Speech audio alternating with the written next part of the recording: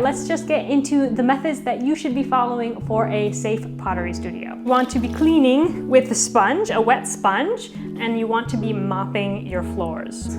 So all potters should have a basic understanding of the dangers of silica dust in causing a disease called silicosis. Basically what this means is silica dust, which is in our clays, in our glazes, all the things that we use in the studio, it gets into our lungs, and over time, and we're talking like a few decades, this can cause a lot of damage to our lungs, and it'll make it really hard to breathe, and it's actually a fatal disease. So ban your brooms from the studio. I do not want to see you having a vacuum in the studio either.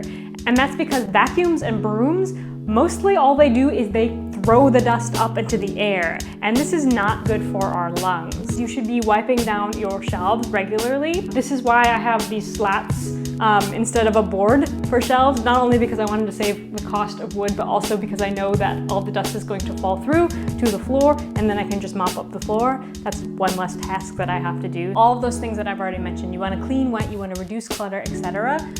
However, all of those things are not going to completely eliminate the dust in your studio. There's still going to be a small amount of dust that's in the air, and that's why I definitely encourage you to invest in an air filter. So yeah, this one is a super nice, high quality filter. You know it's definitely going to do the job. It's got different settings here for like different strengths of air circulation.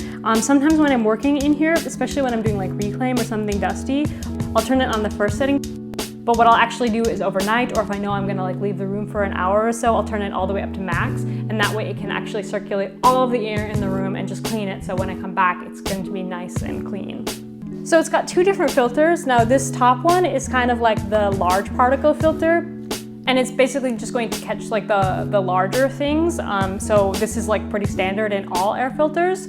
But what you really want, and whether or not you buy a filter from EnviroKlenz, you're definitely going to want a filter that has a HEPA filter in it. So HEPA is like a grading system for like the fineness of the particles that it's going to filter through. Yeah, and I mean, it's like a really simple machine, which I very much appreciate.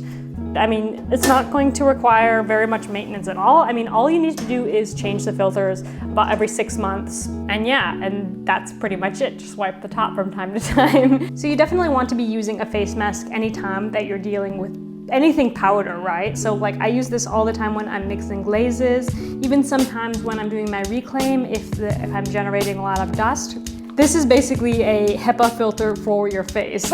Look like this, where you actually have a tube attached to your kiln that goes out the window, or it can also look like your kiln is in a shed in the garden, and that's it. Like it's not attached to your house in any way, so none of those toxins are getting into your house. Or it can even look like you have a room that you can open up all the windows and you let your kiln fire and you don't enter that room and you let it air out for a while before you re-enter that room. All of this I would consider kiln venting. So yeah, keep these safety tips in mind. Definitely implement them in your studio as much as you can so you can create the most safe workspace for you going forward. So I hope that that video was helpful for you. If you have any questions or comments, definitely leave them in the comments down below, or you can find me over on Instagram at Pottery To The People. Otherwise, I wish you a wonderful and creative day. Bye, friends.